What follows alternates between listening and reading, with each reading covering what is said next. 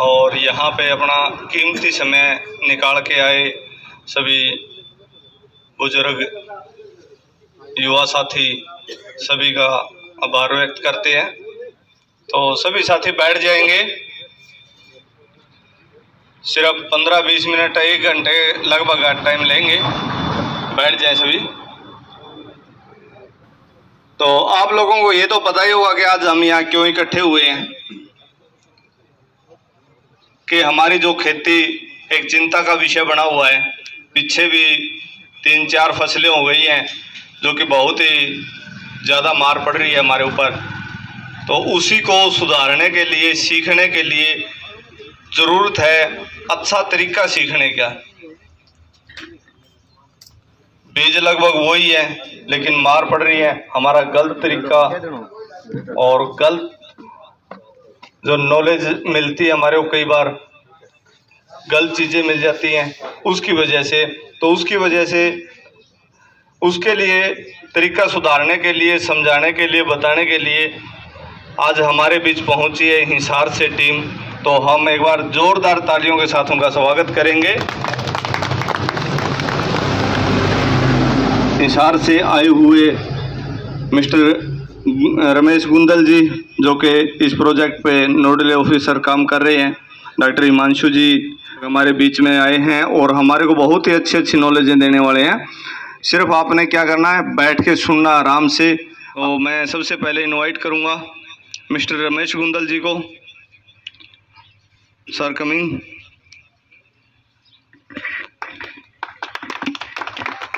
नमस्कार सभी को। गांव रिसालिया के समस्त निवासीगण, किसान भाइयों, नौजवान साथियों, मेरा नाम रमेश गुंदल है। क्योंकि इसी गांव से जुड़ के हमने बहुत सारे एक जो कैरियर की शुरुआत बोलते हैं, एज गवर्नमेंट ऑफिसर आपके स्कूल में मैं लेक्चरर भी रहा हूँ यहाँ पे रिसालिया खेड़ा पे। और ये 1999 से 2006 तक। तो शायद कुछ स्टूडेंट बड़े होके हमारे पहचान नहीं आ रहे होंगे आज, लेकिन इस गांव से मेरी सेवाएं जुड़ी रही हैं। यहाँ का अन्न जल मैंने ग्रहण किया, इसलिए ऋणी हूँ इस धरती का भी। तो आज मुझे दोबारा से यहाँ का एक सेवा देने का मौका मिला। अब मैं इस प्रोजेक्ट में एज नोडल ऑफिसर काम कर रहा हूँ। इसको सारे भारत में इम्प्लीमेंटेशन के रूप में देखता हूँ। ये जो प्रोजेक्ट है आज आपके गांव में जो बना है, किसान विकास सदन, सबसे पहले चाहूँगा कि आप जोरदार क्लैपिंग करें उस शख्स के लिए, मिस्टर रमेश जी के लिए। खड़े होके एक बार, ये रमेश जी हैं, इन्होंने किसान विकास सदन की शुरुआत आपके गांव में की है।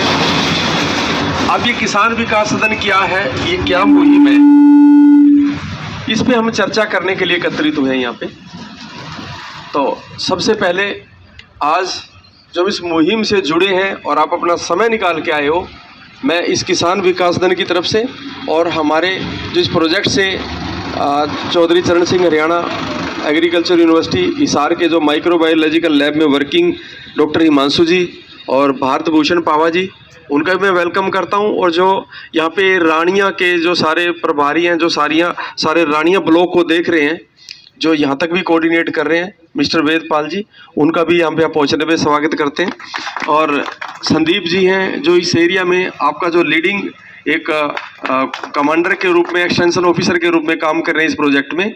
और मिस्टर अशोक जी हैं, ये इधर डूडिया वाली, इनका जो किसान विकास सदन भी चलता है रोड पे, और ये बड़े स्तर पे एक्टिवली इन्होंने पिछले सेशन में या पिछले सीजन में बहुत सारे प्रोडक्ट को ऑर्गेनिक किया और खेती इन्होंने जो ऑर्गेनिक की और इसी कल्चर के माध्यम से किए। ये सारे एक्सपीरियंस आपके साथ वो शेयर कर पाएंगे। तो आज हम यहाँ पे पहुँचे हैं, एक मुहिम है, एक क्रांति है जो सारी दुनिया में चल रही है और इस हिंदुस्तान में भी चल रही है कि उस मिशन में हम जुड़ के बहुत आगे तक जाएंगे। ये मिशन है जल जीवन जलवायु जंतु जमीन बचाने की मुहिम है। और ये मुहिम एक सामान्य मुहिम नहीं है। इस सारे दौर से हम अगर वाकिफ होंगे तो हमें महसूस होगा कि हम कहाँ चले थे और कहाँ पहुँचे हैं। तो इस मुहिम से जुड़ के हम आज इस किसान विकास सदन पे कार्यरत हैं। इसका एक हमारा मिशन चल रहा है विश्व वाइज कि सबकी थाली बिना जहर वाली। अब बड़ा सोचनीय विषय है कि हम जो खा रहे हैं वो जहर है, तो वो जहर क्यों है? तब ये मिशन चला कि सबकी थाली बिना जहर वाली कैसे होगी। तो इस मिशन पे हम किस तरह से वर्किंग करेंगे वो हमें किसान विकास सदन के रूप में समझना होगा। जैसे इसके नाम से समझ रहे हो, किसान विकास सदन, ये कोई दुकान नहीं है, प्रोडक्ट बेचने का माध्यम नहीं है। ये किसानों के और ग्राम के विकास के लिए बनाए जाने वाला ये एक विकास सदन है, जो एक किसानों के लिए एक छोटी संसद है, एक किसानों के लिए अपनी योजनाएं बनाने का छोटा केंद्र स्थापित होगा। तो ये ऐसे जहाँ पे हमारी राज्य सरकार और केंद्र सरकार वर्किंग कर रही हैं, ये एक पंचायत को एक अलॉटमेंट दी जा रही है, ये एक सेल्फ एम्प्लॉयमेंट क्रिएशन है। ऐसे हमारे संपूर्ण भारत में 7 लाख अलॉटमेंट होंगी। आपके अड़ोस पड़ोस में अगर कोई गांव रहा है तो वो कर सकते हैं, एक आधार कार्ड के साथ लिंक होकर उसको एक रोजगार स्वरूप से दिया जाता है, स्वयं रोजगार। तो किसी को भी कोई अपॉर्चुनिटी है तो आप इन लोगों से मिल सकते हैं जो यहाँ पे वर्किंग कर रहे हैं। संदीप जी हैं या वेदपाल जी हैं, अपने अशोक जी और रमेश जी, इनसे मिलके आप इस मुहिम में शामिल होके एक गांव को अडॉप्ट करके आप डेवलपमेंट पे आ सकते हैं। ये डेवलपमेंट है, विकास है किसानों का और ग्रामवासियों का किस तरीके से होगा। यहाँ हमारी बहुत सारी गवर्नमेंट की जो योजनाएं और जो डिपार्टमेंट एजेंसीज आपके साथ काम कर रही हैं इस किसान विकास सदन के जरिए। अब जो किसान विकास सदन किस तरह से आपको सुविधा मुहैया करवाएगा और कौन कौन से डिपार्टमेंट्स आपके साथ वर्किंग में रहेंगे, ये आईसीआर के पैनल का एक प्रोजेक्ट है। पहले तो आईसीआर को समझना पड़ेगा आपको, Indian council of agriculture research.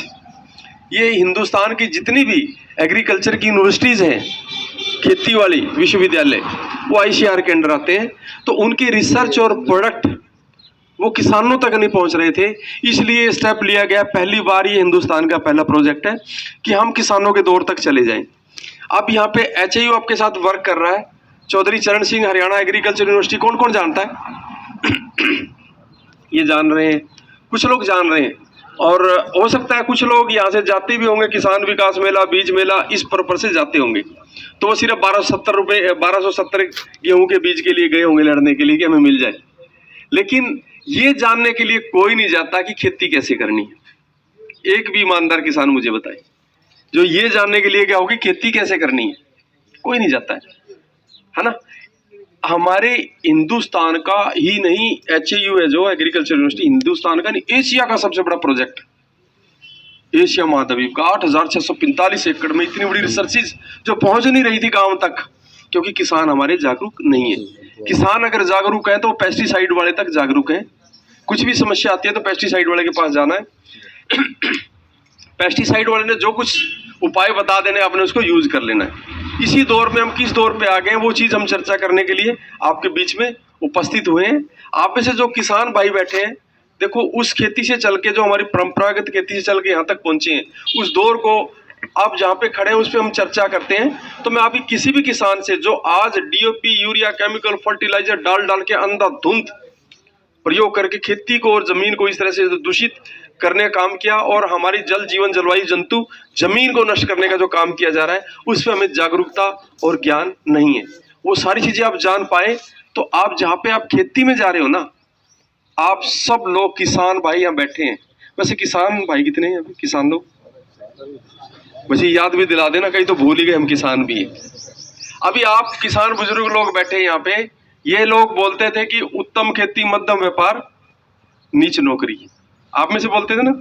आज क्या लगता है वैसे आपको? आज नौकरी बढ़िया लगे। नौकरी, आज नौकरी क्या है? उत्तम दर्जे पे, और हमारी खेती निम्नतम चली गई। क्यों है ये चीज? कभी नहीं आप सोचते हो। क्योंकि आज किसान जो बैठे हैं उनके बेटा बेटी को अगर नौकरी मिले ना कहीं पे, किला बेच के भी चपरासी लगाना पड़ जाए तो वो लगा देंगे, खेती नहीं करनी। क्यों? खेती घाटे का सोता है। आज का दौर ये हो चुका है क्योंकि आप लगे हुए, आपके पल्ले मजदूरी भी नहीं है। डेटा बता रहा है कि आप किसान, आज का हमारा जो मार्जिनल जो फार्मर है, सीमांत किसान, छिपा हुआ बेरोजगार हो चुका है। 6 महीने की मजदूरी आपके पास नहीं होती अगर बैठ के कैलकुलेट करोगे। आप आड़ती के बल पे खेती कर रहे हो, बस अगली छमाही के लिए खेती कर रहे हो, आपको भी पता कुछ नहीं। इसलिए आपके लिए क्या बन गया? घाटे का सौदा। ये क्यों बन रहा है, इस पे हमें चर्चा करने की जरूरत है, या जागरूक होने की जरूरत है। लेकिन खेती को आप घाटे का सौदा बता रहे हो, घाटे का है नहीं। ये सबसे बड़ी प्राइमरी इंडस्ट्री, मूल इंडस्ट्री खेती है, जो आप जीरो फंडिंग में प्रोडक्शन ले सकते हो। अभी कितने किसान भाई हैं जिन्होंने सरसों उगाई? सारे ने उगा रखी हैं। अब कोई दुनिया में ऐसी फैक्ट्री है ये एक कॉपी डाल लूंगा, ये किताब डाल लूंगा, 20 बन के आ जाएंगे, 50 बन के आ जाएंगी? नहीं। खेती ऐसी इंडस्ट्री, आपने एक बीज डाला ना सरसों का, 800 से 1200 दाने बनते हैं एक बीज के। कोई दुनिया में ऐसा धंधा है? 1000-1200 गुना उत्पादन दे दे आपको खेती देती है, और फिर भी हम क्या है, घाटे में। अब ये आपकी जो जानकारी है यहाँ पे बढ़ाने की जरूरत है। घाटा किस वजह से? क्योंकि जब फायदे की, लाभ की और हानि की बात करते हो तो लागतें और आपके जो जिन्स आपने बेचा है उसके मूल्य का डिफरेंस होता है। आपने लागतें इतनी बढ़ा ली कि 10,000 का उत्पादन लेने के लिए 8,000 खर्च कर रहे हो, तो आपकी घाटे में ही रहेंगी। ये क्यों हुआ? क्योंकि जितना आज डीएपी, यूरिया, केमिकल फर्टिलाइजर आप यूज कर रहे हो, अपने खर्चे जो बढ़ाए हैं, जब तक आप जीरो फंडिंग पे नहीं आएंगे, जीरो बजट पे नहीं आएंगे खेती को लेके, तो आपकी खेती लाभ का धंधा नहीं हो सकती। अभी आपको किसको लग रहा है जिस दौर से आप खेती कर रहे हो इसी दौर से करते रहोगे तो क्या 2 साल बाद आपकी आमदनी डबल हो जाएगी? किस किस को दिख रहा है? नहीं होगी। 5 साल में हो जाएगी डबल? खत्म हो जाएगी। फिर भी आप लगे हुए हो, आपको दिख ही रहा है कि खत्म हो जाएगी, नहीं होना कुछ भी, फिर भी लग रहे हैं। ये कैसे बचेंगे? ये जागरूकता के कारण ही बचेंगे। अब ये जो डीएपी यूरिया आपके पल्ले पड़ा या आपके हाथों में सौंपा गया, उस दौर पे थोड़ी सी हम चर्चा करते हैं। वो दौर था 65-67 का दौर, जब हमारे देश के पास खाद्यान्न नहीं थे, खाने के लिए अनुपलब्ध नहीं थे, भुखमरी जैसी स्थिति थी, मिलिट्री को फूड नहीं पहुंच रहा था। तब सरकार ने इसको प्रमोट किया था कि ये डीएपी यूरिया ये डाल के हमारे खाद्यान्न को बढ़ाया जाए देश में।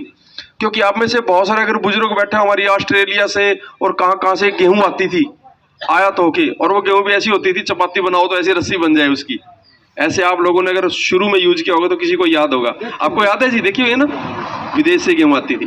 तो हमारे खाद्यान्न नहीं थे, यहाँ पे भुखमरी की स्थिति थी। तो इसको बढ़ाने के लिए यूरिया आपके हाथों में दिया गया था। तब इसकी लिमिट थी कि 5 किलो प्रति एकड़ यूरिया 1 एकड़ में डाला जा सकता है।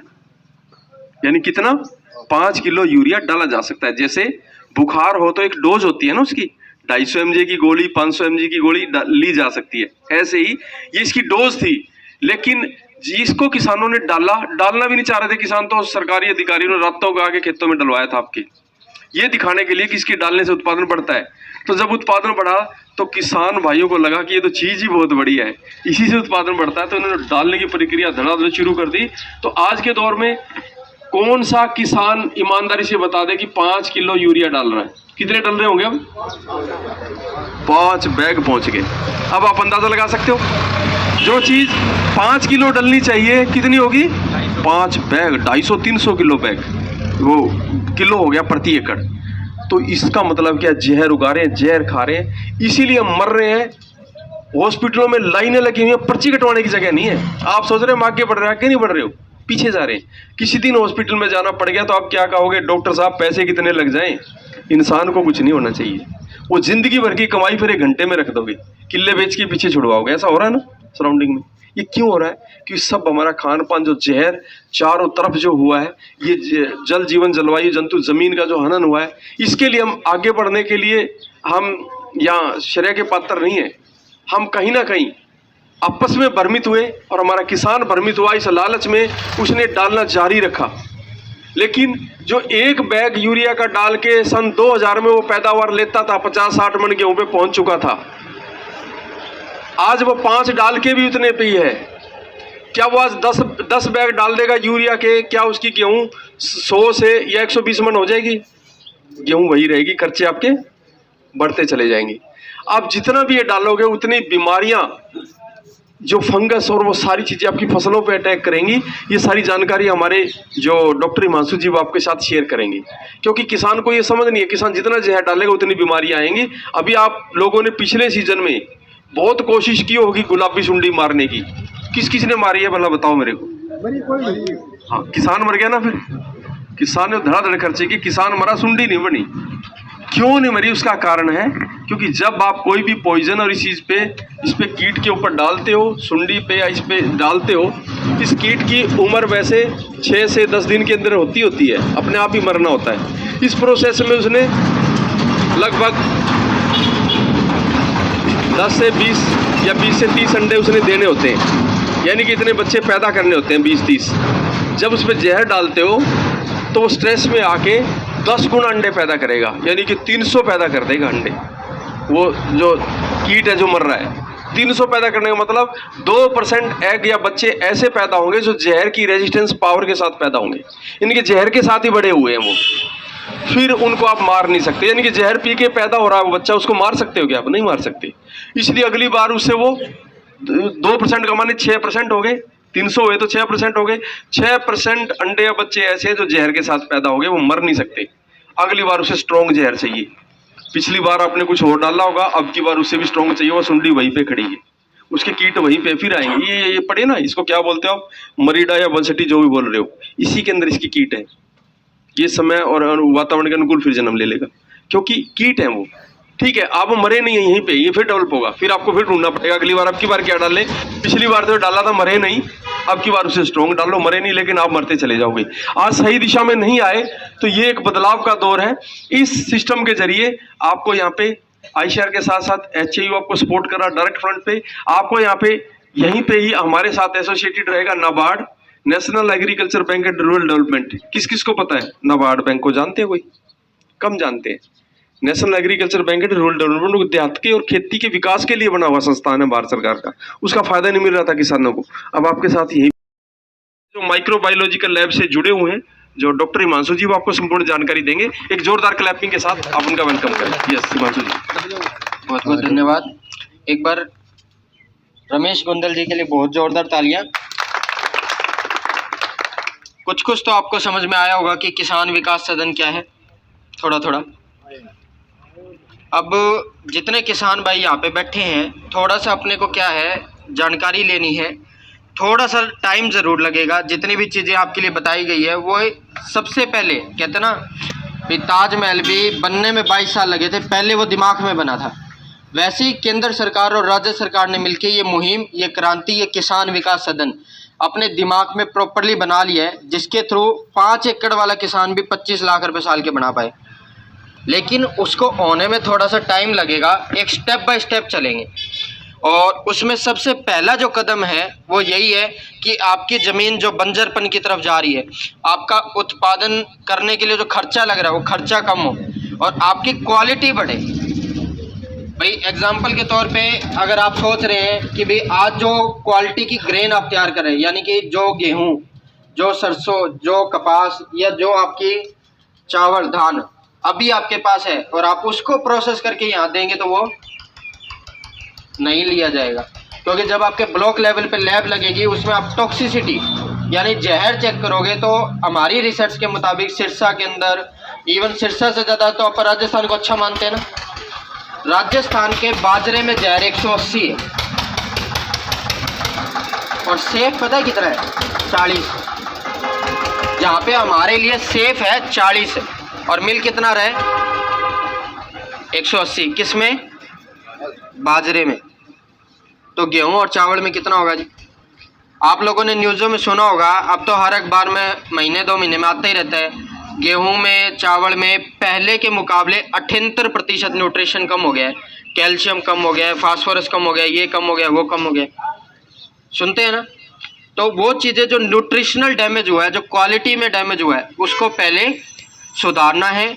उसको सुधारने के बाद प्रोसेस करना है और वो प्रोसेस्ड सारा फूड आपका यहाँ पे लिया जाएगा और all over the India vendor portal जैसे अमेजोन की तरह आपका लोगों तक, जहाँ पे ये फार्म टू किचन पॉलिसी है, वहाँ पे पहुँचाया जाएगा। तो उसमें जो पहला कदम है वो है आपकी ज़मीनों को सुधारना, खर्चे को कम करना। उसमें आप 3-4 चीज़ों पे बात कर लेते हैं जो एग्रीकल्चर के रिलेटेड है।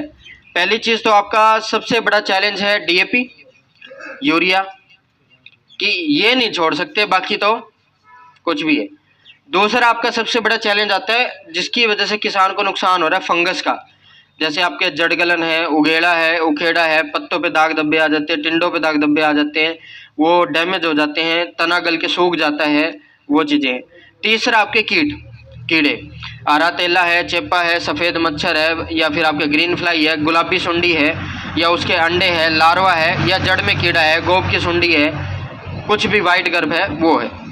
तो पहले किस पे बात करना चाहोगे?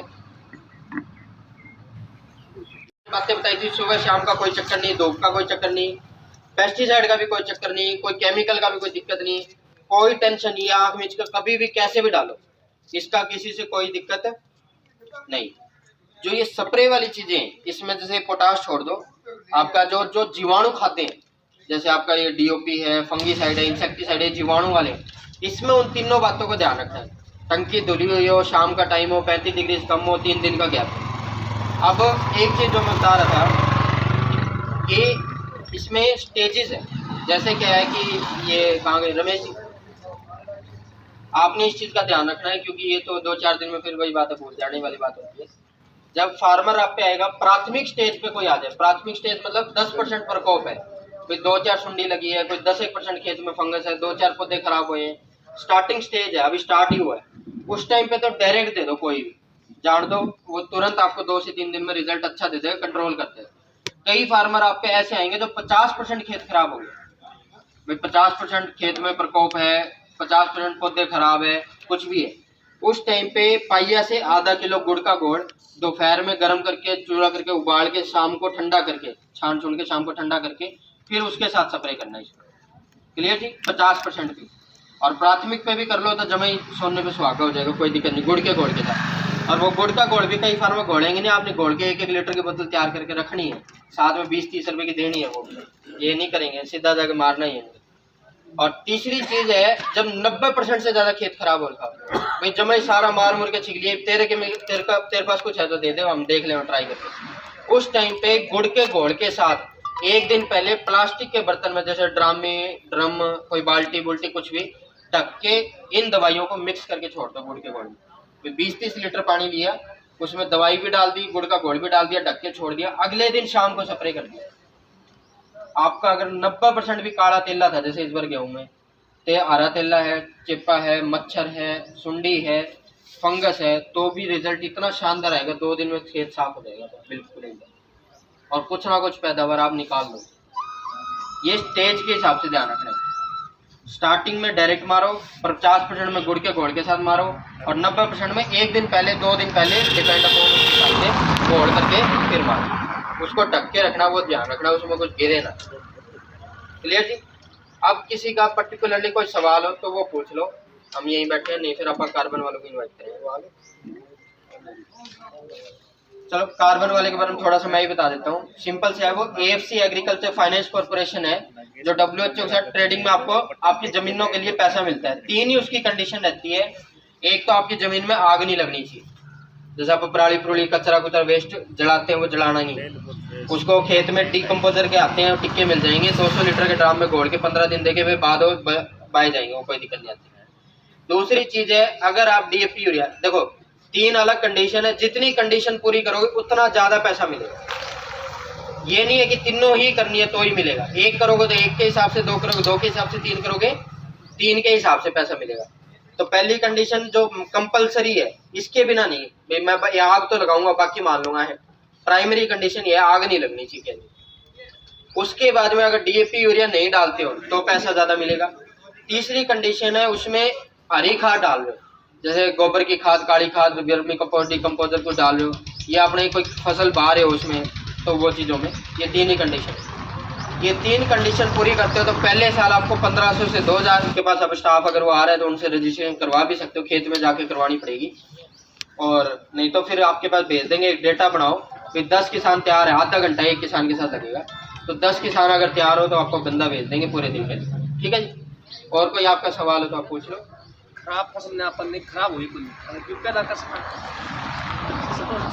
जवान भी ये पूछ रहे हैं कि बचाव में कर सकते हैं क्या, तो उस चीज़ का एक दायरा ध्यान रखना। जैसे क्या होता है, मैंने आपको क्या बोला, ये जीवाणु है, प्राकृतिक शिकारी है, शेर को भी अगर 20-30 दिन तक खाना नहीं मिला तो वो जिएगा वहाँ भी नहीं जिएगा, राइट। सिमिलरली क्या है, ये अल्टरनेट के रूप में है। अगर आपको ये पता है कि भी हाँ पड़ोसी के खेत में आ गई, मेरे गांव में सुंडी का प्रकोप स्टार्ट हो गया, मार दो, क्योंकि 2-4 दिन में आपके भी होना ही, तब मार दो, कोई दिक्कत नहीं। हाँ, तब आपके ये बचाव में जबरदस्त काम करेंगे, बचाव में तो बेस्ट काम करेंगे, इलाज के में भी काम करेंगे। ये नहीं अभी अब तो बीमार, और यूँ नहीं है आपने सोचो भाई सारी बोतलें बिजाई में घेर दी और ये घर जाके 6 महीने सो जी, नहीं वो नहीं होगा। 10-15 दिन तक में बचाव में काम करेंगे, और इलाज में भी 15 से 45 दिन तक में काम करेंगे।